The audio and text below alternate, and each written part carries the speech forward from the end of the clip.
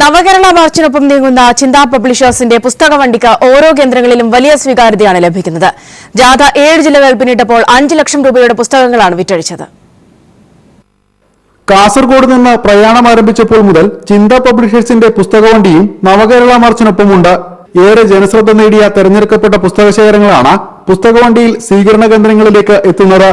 പിണറായി വിജയൻ രചിച്ച ചരിത്രം, സമൂഹം, വർത്തമാനം, ഡോക്ടർ തോമസ് ഐസക്കിന്റെ കേരള വികസനം, KT ജലീലിന്റെ മലബാർ കലാപം ഒരു പുനർവായന എന്നിവയ്ക്കാണ് സ്റ്റാളിൽ ആവശ്യക്കാർ ഏറെയുള്ളത്.